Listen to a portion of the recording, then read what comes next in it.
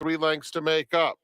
Followed by Snap Daddy, Heartbreak Kid. From the back of the field, Battle Call is starting to roll. There goes the gray Battle Call within about 5 of the lead. We'll be covering real estate, but making up ground in a hurry. Passing horses one by one as the field turns for home. Warrior Road is the leader. Battle Call about 7 wide, but closing stoutly. Snap Daddy is in between, a furlong out, and Warrior Road has a 4-length lead. Battle Call eating up the turf with each and every stride, just trying to straighten up to run down Warrior Road. Warrior Road, Battle Call on the outside from last to first under Emily Ellingwood. Warrior Road was second. Heartbreak Kid picked it up late. Snap Daddy was fourth, and it was a 3-way battle for fifth between Carpe Bellum, Port Royal, and Mount Zaror. Huge card tomorrow with the first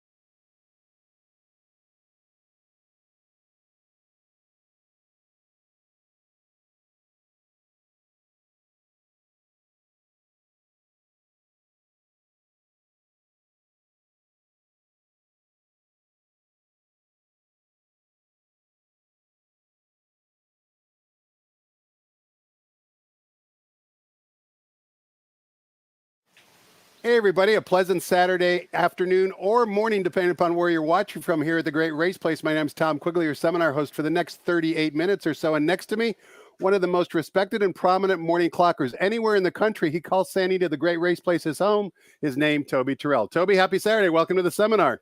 Great to be here, Tom. And as you just said, lots to cover here. A lot of ground to cover. Not only do we have 12 races, but of course, 7 days from today is the running of the Kentucky Derby.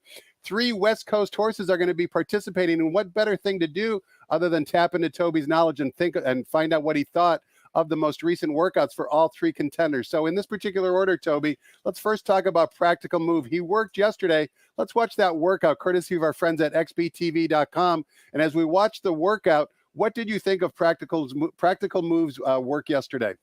Well, it was solid. And as I told my good friend and colleague, Mike Welsh, who was very interested in the work from Kentucky, I said, this is really nothing different than this horse has done now for months. He worked this exact same workout, I would say 2 to 3 times. Was Ramon in the saddle, do you know? I believe he was, with a different color, threw me off.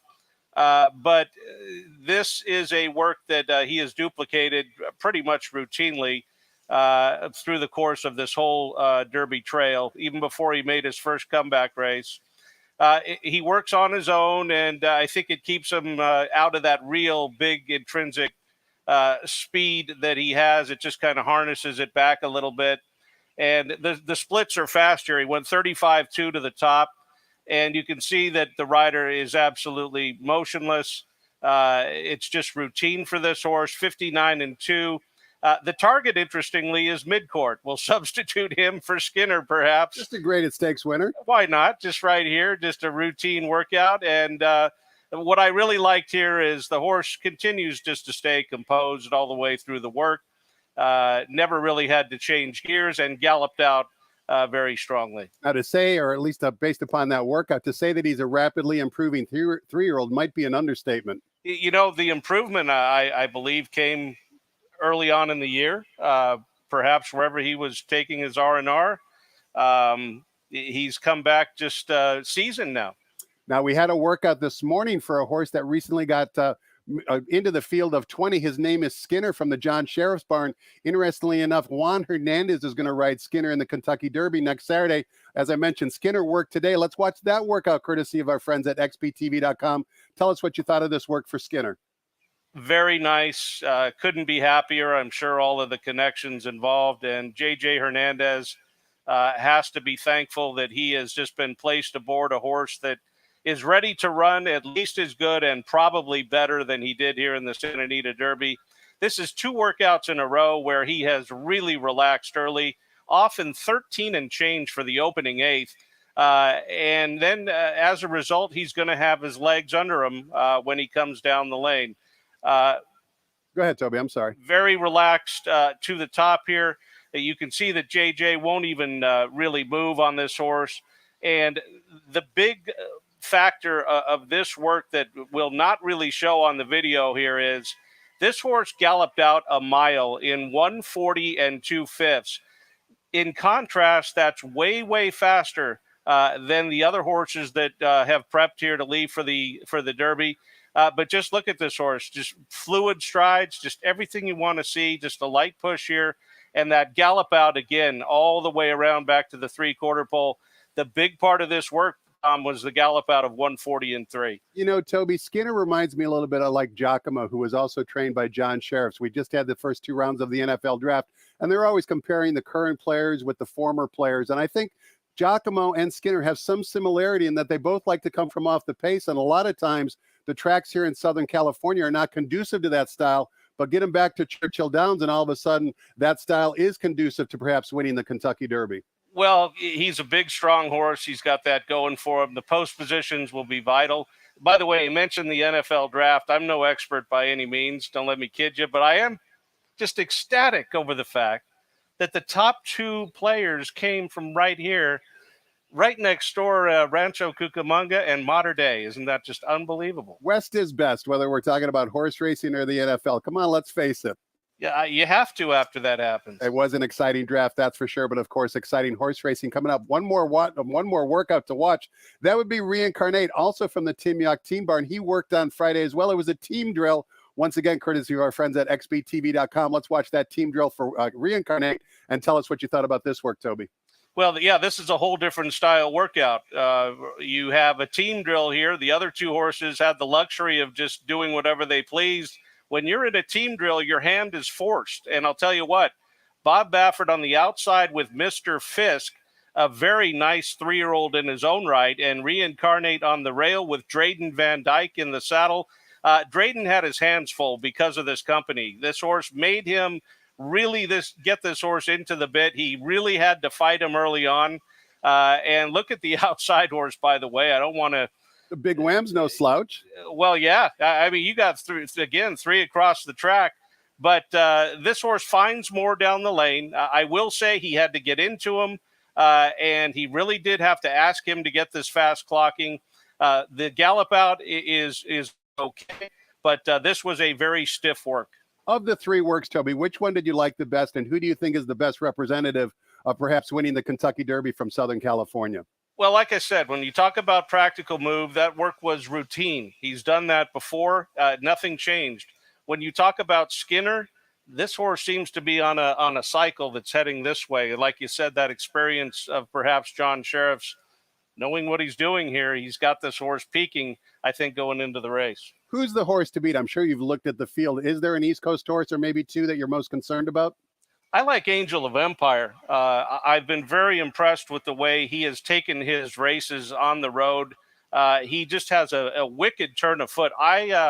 When he inhaled that field at Oaklawn, that was maybe the biggest move I think we've seen out of all the prep races.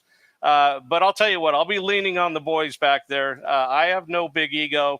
They're going to be on top of this. And this is a year, I'll tell you, you really want to know who's ready to come out and show their stuff this year. We're going to be leaning on Toby Turrell to find out who he likes on today's 12-race card. That's right, 12 races here at the Great Race Place. Also, keep in mind 12 races at our sister track up north, Golden Gate Fields. It's Gold Rush Day. Many of the Southern California trainers and jockeys are up there as well. Going to be an exciting day of racing, both in Northern and Southern California. But before we get any of Toby's selections, let's toss the microphone over to track announcer Frank Miramati and get the early changes on today's Sandy card here at the Great Race Place.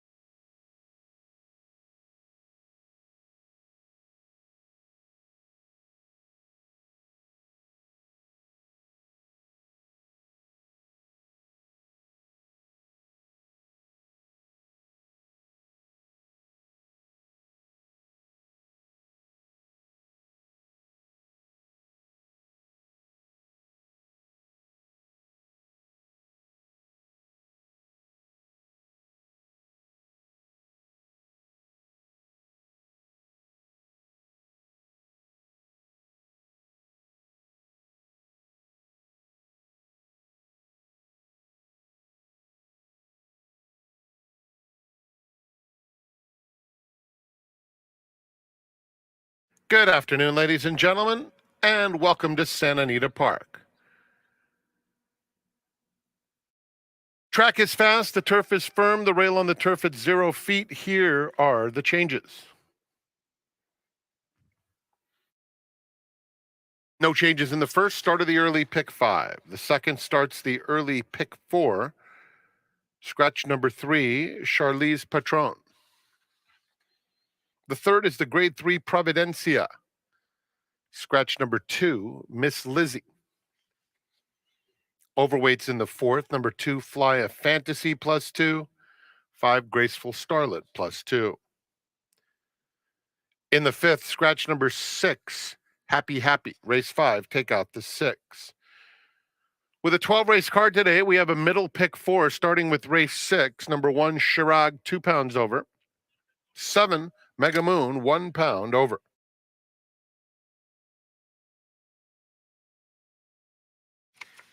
The 7th race is the beginning of the Rainbow Pick 6. There's 166,000 in the jackpot carryover. 1, Pray for Our Country, 2 over. 3, Anticipated, 2 pounds over. 8th race starts the late pick 5. No changes. The 9th, the grade 2 Santa Maria, scratch number 5, Mongolian Panther. Race 9, take out the 5. In the 10th race, no changes. 11th starts the golden hour pick 4. Note that number 5, just like the others, Fly Me to the Moon Baby, is a Calbred. The logo is missing from your program. And the 12th begins the golden hour double. And we just have a blinker note. Enjoy your day at the Great Race Place. Let's go back to Quigley's Corner. Tom's special guest today, Toby Turrell.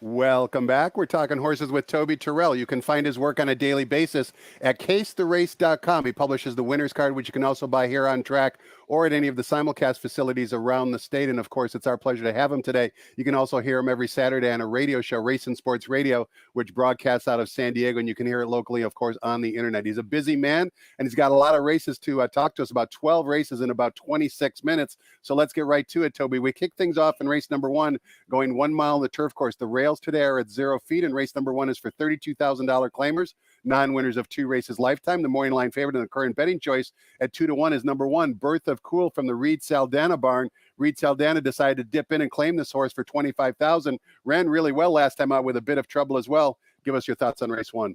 Yeah, well, I mean, these 2 horses here, the 2 and the 1, they were heads apart on the wire in their last race, and I do believe they're the 2 sharpest horses in the race. So I'm hoping it's that easy with a jockey change of J.J. Hernandez taking over on the 2 horse. I think that's going to make the difference. By the way, that radio show, Race and Sports Radio, the Mightier 1090, we were proud of that show today. We had both Hall of Famers on the show, Corey Nakatani and Fernando Toro. How'd that interview go, by the way? Because, of course, many of us saw that video, Fernando Toro getting news that he was inducted into the Hall of Fame. Both Jay Privman and Jay Hovde, current and former DRF employees, actually filmed that moment, which was very heartwarming. What was Fernando like first on the radio show today, Toby? He was about as emotional and grateful and thankful of a person as you could possibly want to hear. And it just brings back memories for me that I cherish with Toro on the turf, coming right up that rail and just getting the money on the big long shots. But generations here, Fernando Toro, Corey Nakatani, and again, how blessed we are to be right here sitting where we are. Speaking of turf riders who like to hang out on the rail and come through any tight openings, Corey Nakatani fit that description. He rode many winners for Hall of Fame trainer Bobby Frankel. What was Corey like this morning?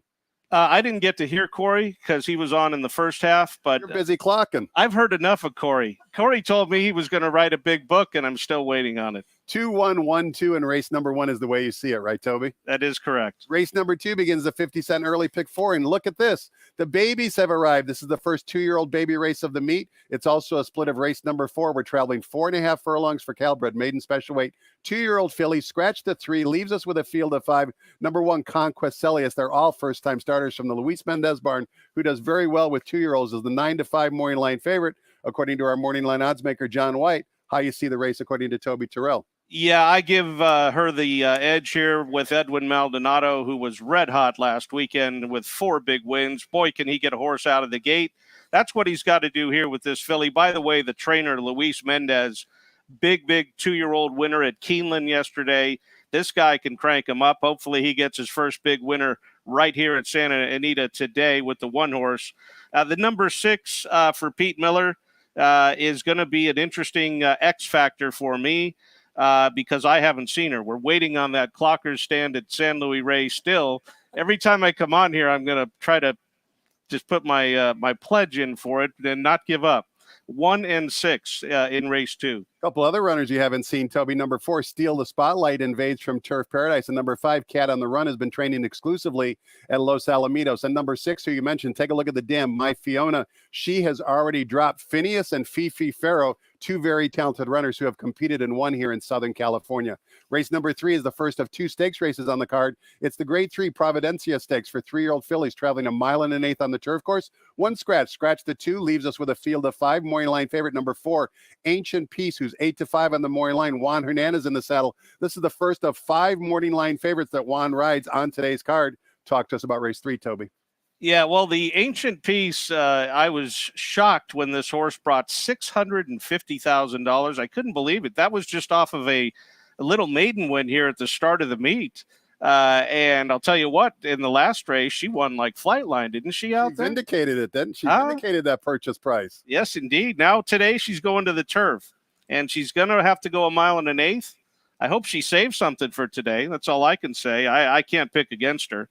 The 5-horse Paris Secret, if she does get late, is a very leggy filly, and she could be coming on if the favorite gets off. So 4 and 5. 2 additional comments in addition to what Toby said. Number 4, Ancient Peace, last time out, not only won impressively, but also beat older. Now she runs against her own age group today. And number 5, Paris Secret, you'll see the jockey is Kazushi Kimura. He has now transferred his tack up to Woodbine, but he came back today to ride multiple races on today's card. Race number 4, as I mentioned previously, is a split of race number 2. It's for the babies. Same conditions. Calbred, 2-year-old fillies, maiden special weights, going 4.5 furlongs on the main track. We've got a field of 6. The morning line favorite, again from the Luis Mendez barn. Number 1, Seldovia, who's 2-1 on the morning line. Ricky Gonzalez, another speed rider in the saddle. That seems to be Mr. Mendez's MO here.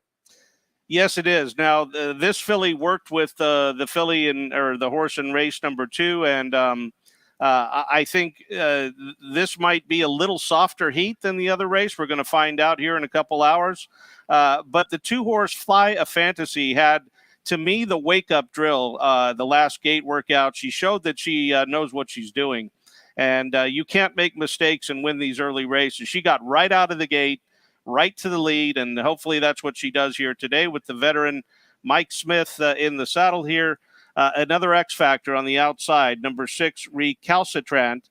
Pavel, we remember him from around here for the team of Redham and O'Neill. Of course, Mario Gutierrez in the saddle here. The X factor will be my second choice, number 6. Terry Lovinger, Toby, always has his stamp on these Calbred races, and you can see that he bred and owns also 2 of the runners in here, sired by Stay Thirsty, both number 4, Cocktail Cutie, and number 5, Graceful Scarlet. What have you seen from them in the mornings? Yeah, Cocktail Cutie, she's a little dainty little filly. I think she's going to keep growing up and improving with every move.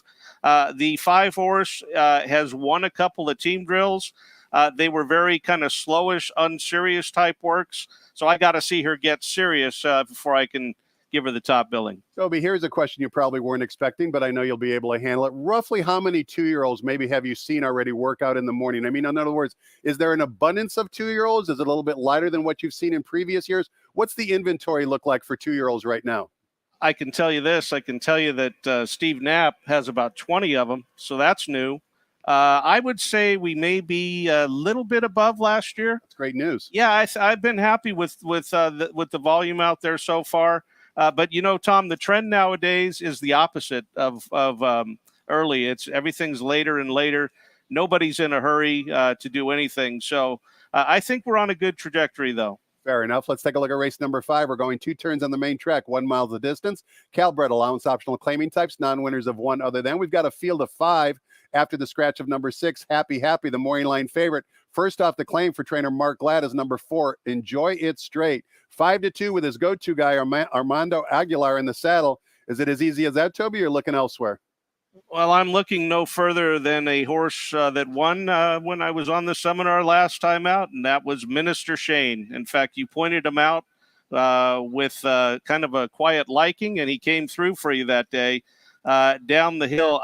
Now, what I love is this horse has come out of that race like a tiger. He looks way stronger to me than I've ever seen him look.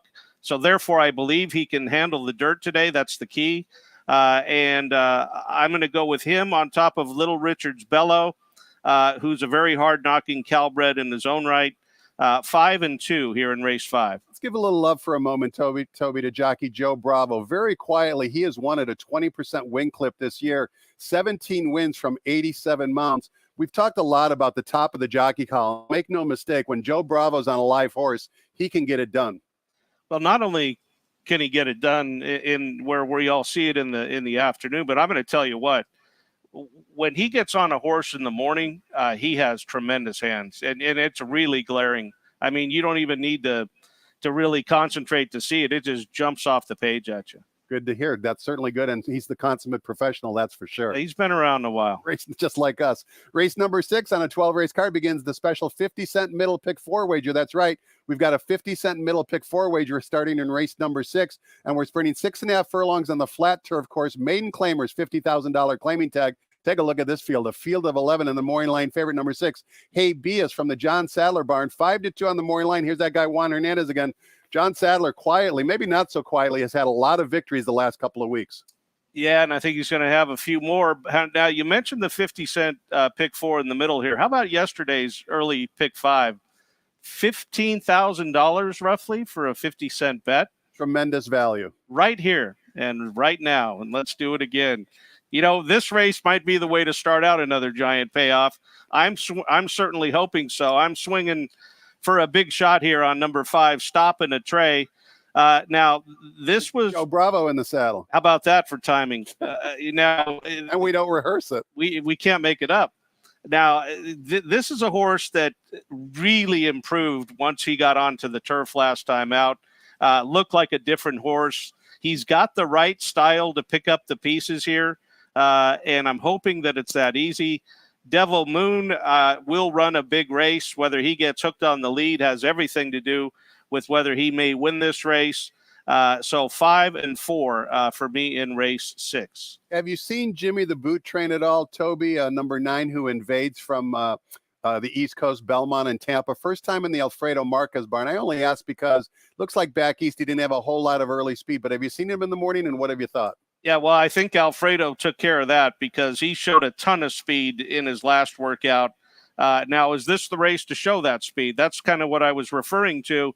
He goes out there and hooks Devil Moon. I don't believe either one of them will have the legs maybe to talk about it when it counts. So I'm hoping this isn't the race for him to show the newfound speed that he has shown in the morning here. Toby's top selection in race number 6, number 5, who's 15-1 on the morning line. Race number 7 begins the 20-cent rainbow pick 6 sequence. The jackpot single ticket carryover now up to $166,000. That amount plus whatever is wagered today will be yours to win if you're the only winning ticket. And we kick things off here in race number 7, sprinting 6 furlongs in the main track. Maiden claimers, $20,000 is the claiming tag. Number 2, Bluegrass Go-Go, taking a big drop down in class for Doug O'Neill and owner Calumet Farm, is the 8-5 morning line favorite. Edwin Maldonado back in the saddle. Talk to us about race 7, Toby. Yeah, well, you hit it right on the bullseye there. This is a gigantic drop for this horse, the 2-horse Bluegrass Go-Go. I'll tell you, if he just runs a fraction of what he just ran in that last race, I think it's good enough to win.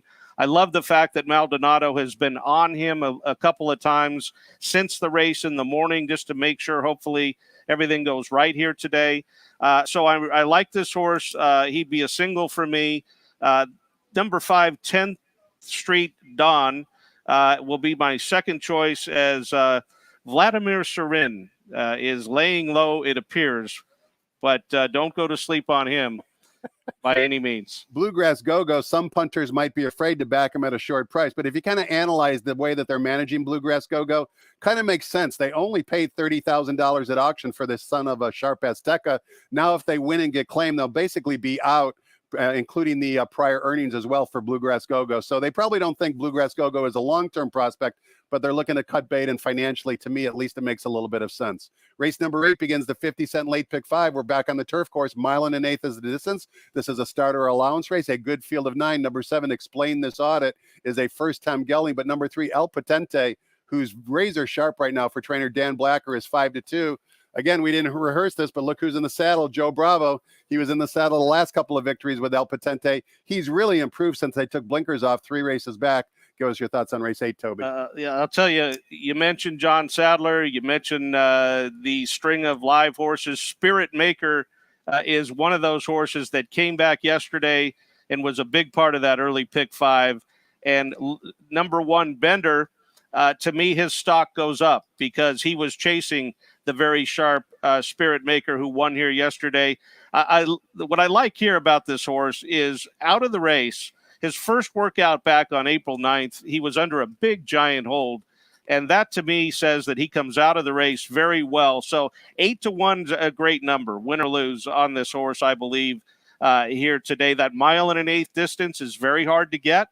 The 1 horse or the 3 horse you're talking about, El Potente, that's going to be the big question mark with him, is getting this distance. Boy, he's got big turn of speed, and he showed that in the race there as well as the morning before that last big win. So he's the real deal, but I'm going 1-3 in race 8. Toby's top selection, number 1, Bender, as he mentioned, lost to yesterday's winner, Spirit Maker, but also was well clear of the 3rd place horse as well. Certainly ran well in his last effort for trainer Mike Pipey. We'll see if he can duplicate that again with Diego Herrera in the saddle. Race number 9 is our second stakes race on the card. It also begins the 50-cent late pick 4. It's the Grade 2 Santa Maria Stakes for fillies and mares, traveling 1.16 on the main track. Scratch the 5, leaves us with a field of 5. To me, at least on paper, Toby, it looks like a 2-horse race, and they basically were separated by just a head last time out. Number 2, Adair Maynard from the Bob Baffert barn. Number 3, Big Switch, the talented Calbred daughter of Mr. Big, is the 2-1 second choice. Is it as easy as that? I hope so. Now here's the deal: you gotta decide which way you want to go here, and I'm going for, as they like to say, the make amends angle here, and I think the 3 horse might make amends for the head loss and reverse the score here today, because of the fact that she has never looked better, and I have watched her ever since she made her debut effort all the way back at Del Mar a couple of years ago. I know her very well, and she has never been better. So I love that. I mean, even if she loses, I love the fact that you're taking a filly that is absolutely blossomed and in peak shape, and I think therefore maybe she can reverse the score on Adair Manor, who I have all the respect for as well. So I'm going 3-2. Big Switch is 2 for 2 at today's distance of 1.16. Adair Maynard, on the other hand, is 0 for 2 with 1 second place finish. Not sure that's material, but we'll find out more after they run race 9 at 5:07 Pacific time. One more question for you, Toby. In race number 9, Bellamore, second off the long layoff for trainer Simon Callahan in the daily racing form. Simon does very well with runners returning off this type of layoff second time back. Have you seen the works in the morning since returning back from Turfway Park, and what do you think of them? Yeah, I don't really have a strong opinion on her workouts. I would say they're status quo. The interesting thing with her is that she's been running on the dirt of late. I had her really pegged as a turf horse, but she showed when she took her game on the road to Churchill Downs that she can run on the fire on the dirt. But I mean, when you compare her workouts to the workouts of the 2 favorites, there's just no comparison. I don't know if it's that easy. Fair enough. Let's turn the page. Take a look at race number 2. Once again on the flat turf course, traveling 6.5 furlongs. This is a starter optional claiming race. We've got 3 first-time geldings in the field. Number 2, number 6, and number 7 are all first-time geldings. The lukewarm morning line favorite, returning off the layoff for trainer Peter Miller, is number 4, Seismic Spirit. 7-2 on the morning line. The waters get deeper here, Toby. Yes, they do. But I'll tell you what, we've talked about the formulator. And we'll continue to talk about that tool because it's probably the best, along with XBTV tools that have come along. And I believe that they're game changers. This is my tape play of the day, and that's number 3. Really big news. This horse, I can just sit here and read what happened and what he did in his last race. He was loaded entering the stretch behind horses, got out and put a nice, strong rally in, finishing very strongly, and got beat by a horse that was very meant that day for Mark Glatt, Wyfire. I think this horse is sitting on hopefully a repeat of that race to win and cause an upset. And number 1, Greenbow, I'll tell you, this horse was visually very impressive. That was against maiden claimers. Now he's taking on winners, but his blowout was strong. He was under a big hold here for Mandela.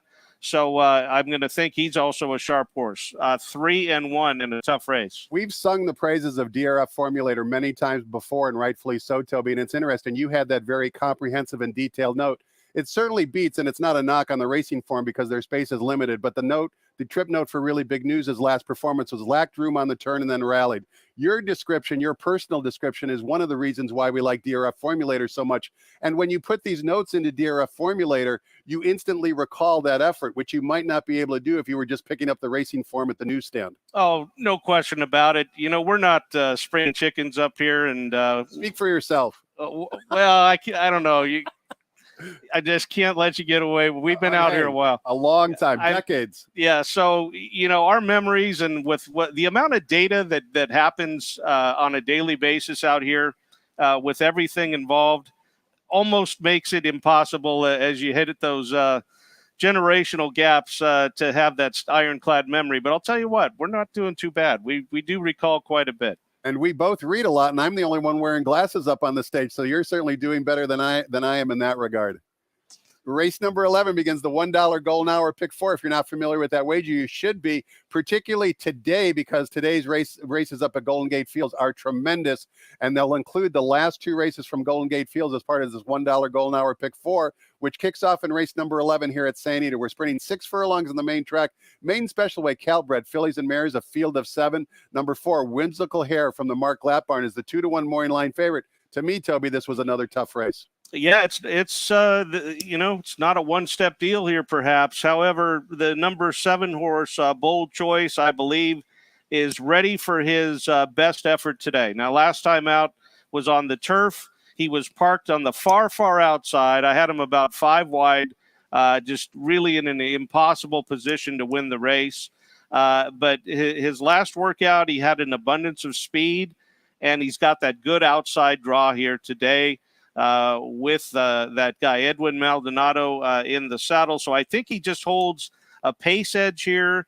I know he's coming up to his best race, and therefore it's another little bit of an X factor, the 3 horse, Danzig Cat, that I'm afraid of, because when last seen down at Del Mar, this horse also had a lot of speed, and I don't know if she's grown up. Heck, it's been 10 months since she ran. Again, we need that clocker stand down at San Luis Rey to see that bullet gate drill to maybe answer those questions. But I am afraid of her. But I'm going 7-3 in race 11. While you're advocating for the clocker stand at San Luis Rey Downs, Toby, I'll mention to you what I wrote in Formulator for Danzig Cat's performance down at Del Mar last summer. As you mentioned, she adds Lasix today, and she was well played. She was 5-1 in a field of 10.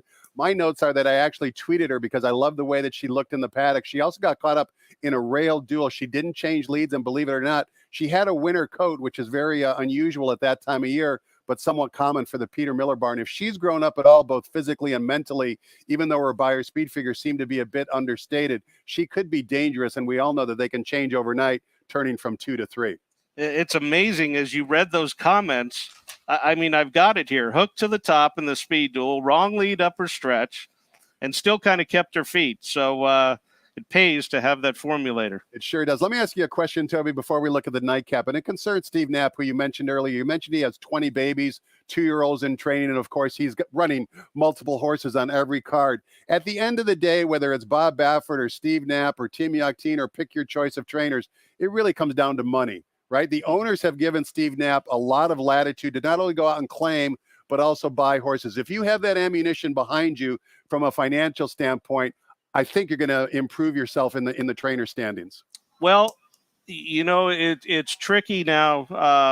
I know from a lot of trainers that, haven't been able to adapt, friends of mine. And the edge that he has is he can play the claiming game. And you know what? You go out to sales and you try to breed a lot of horses, it's hard to keep the numbers, the volume up. Yeah, you can get good quality, nice horses, but the volume day in and day out, unless you're one of the top barns, you've got to be able to play that claiming game, and that's what he's doing. We close out the marathon card in race number 12. Post time 6:38 Pacific time, and we close it out. Interestingly enough, coming down the hillside turf course, 6.5 furlongs down the hillside turf course. It's a straight allowance race, non-winners of one other than for fillies and mares. Take a look at this field, a field of 12, and of course, race 12 begins the $5 Golden Hour Daily Double, linking our last race with the last race at Golden Gate. Number 11, Carmen Miranda for Nick Alexander and Phil D'Amato, who do have a number of runners up at Golden Gate Field as well, is a 3-1 morning line favorite. A lot of directions you can go here, Toby. Which way you going? Okay, well, you know what? No matter what happens in these first 11 races, let's save a couple of dollars for this last race, because the number 2 horse, Ultimate High, Joe Bravo, Carla Gaines, I'll tell you what, I didn't even think she was close to ready last time out, and yet she ran a giant race. And it started with a very slow start. She got really ranked. She was on the inside. And then once she got out, she had a turn of foot I didn't really think she was anywhere near ready for. Now, she's come out of that race and trained like a tiger. So she's razor sharp out of the race, and she ran big. So 8-1. I'm very intrigued with this horse in the nightcap here, the 2 horse Ultimate High. There's another big long shot on the far outside, Lady J, that is also very interesting because she has this experience here down the hill. She ran second way back at the first of the year to Amy C., who's a quality horse from the D'Amato barn, and she has turned it around in the morning. So that's, I mean, her recent form is why she's a giant price. She has been switched on, I believe, in the morning, and she might be a giant price as well, in a great way to end off this Big 12 race card, 2-12. 2 giant prices for Toby in the nightcap, 8-1 over 15-1. Just a couple additional on Toby's top selection, number 2, Ultimate High. She's a Calbred, and she's already broken this condition. Therefore, she can run against open company. She broke this condition way back in May of 2021 here at St. Anita. Also, again, courtesy of a DRF formulator, she's a half to both Tribalist and Ultimate Bango, 2 very talented runners, I believe both owned by Harris Farm, but certainly if you were to Google them and look up their statistics, they were very, very nice equine animals. Toby, always a pleasure working with you. You're a wealth of knowledge. Good luck not only on today's Marathon 12 race card, but also on the Kentucky Derby next week. We'll do it again sometime soon. Right on, Tom. Thanks to all of you for watching as well. Hope you enjoyed it. Have fun today. Good luck, everybody. Pick some winners.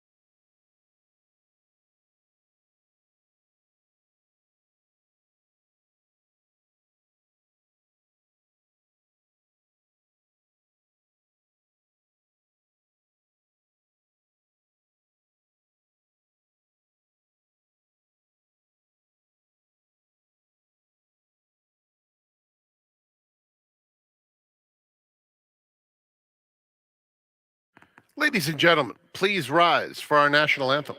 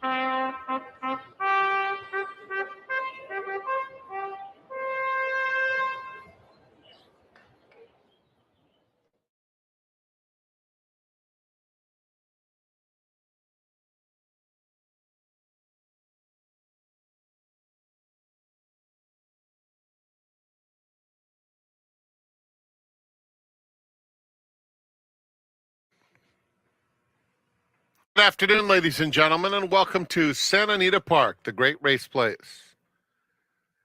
The track is fast, the turf is firm, the rail on the turf at 0 feet. Here are the changes.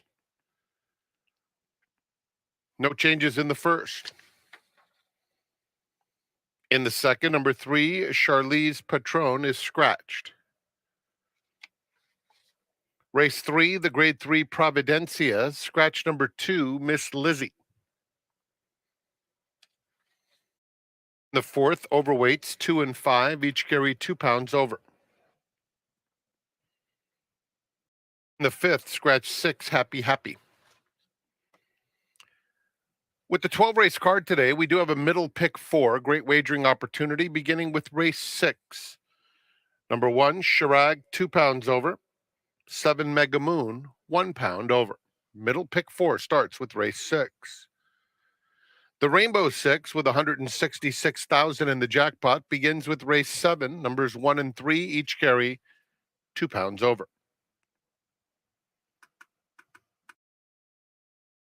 No changes in the 8th. The 9th, the grade 2 Santa Maria Stakes, scratch number 5, Mongolian Panther. The 10th race, no changes. 11th kicks off the Golden Hour pick 4. It's for Calbreds and Calbred California sired maiden fillies and mares. Number 5 does fit that requirement. And in the 12th start of the Golden Hour double, just the one blinker no. Enjoy your day at Santa Anita Park. 12 races coming your way with the first in 26 minutes.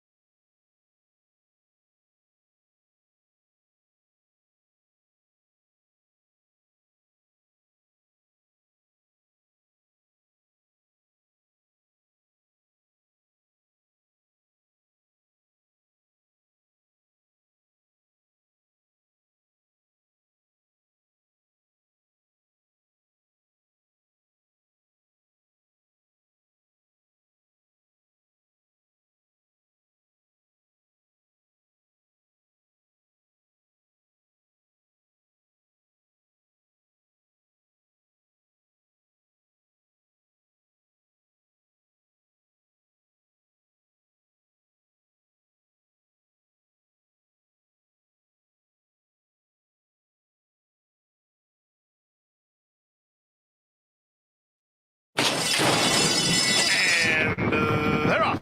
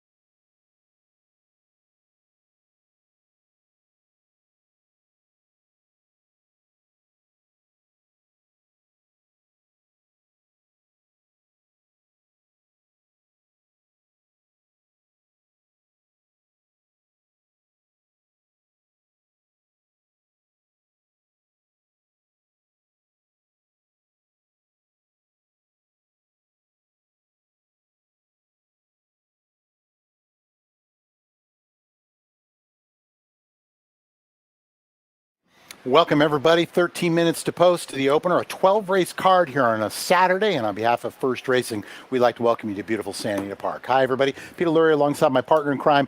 It's hot and both of us are wearing black. What's going on? Well, mine is like lacy, mesh black. Yeah, I'm just going black. There you go. We got some good stuff to show you, but right now we got to get right to it. We got to work courtesy of our partners over at XBTV to start off the pick 5, the 5-horse New York Dreams for trainer Steve Knapp. This is going to be the most recent drill coming out of the gate, as you can see in company, and the rider has on the blue shirt. So down along the inside here, I thought overall this colt broke really well from the gate, and then you can see the other horses not going to be a match for him early on. In fact, he's just going to distance them and continue to do so. The middle horse really had nothing to say. The outside horse is under a little bit of a drive, and I just thought New York Dreams looked nice and smooth throughout the entirety of this. He's going to get asked along as they turn around for home, but overall still very good, very sharp, and smooth. Looking at the field of 8 going postward, leading off, with the 3-2 favorite, and that's Birth of Cool for Reed Saldana. He just claimed this horse over Patty Gallagher back on March 27th. Yeah, I like this horse in here, as does the betting public. He's coming off a runner-up effort last time out, and while it's stepping up in number, we're pretty much maintaining this same condition. Also, I think that the pace is going to set up really nicely for him. There's going to be some speed to run at, and since he finished second last time, why not just turn around and do a little bit better? Never seen before, the 2 right behind him. I do like this horse, Michelle. I know it's a 32, but it's 25. It's really the same condition. This horse made a good race off that February effort over there in the Golden Gate Fields. I think they've got a big shot. How say you? I used to really like this horse and backed him a lot, and he always disappointed me. He hasn't won a race in I don't even know how long, back to like 2021 when he was over in Dundalk. So for me, the best hope would be to play him in the exotics, but he just hasn't broken through with any win anytime I've backed him. Okay, I got a pick 5 going, and I included the 7 Zookeeper, Speed, and Ryan Hansen. Tell us something good. You know, I thought this colt would really do good at like 6.5 or so. We just haven't gotten a race to go for him. We tried him at 6 last time, and you can see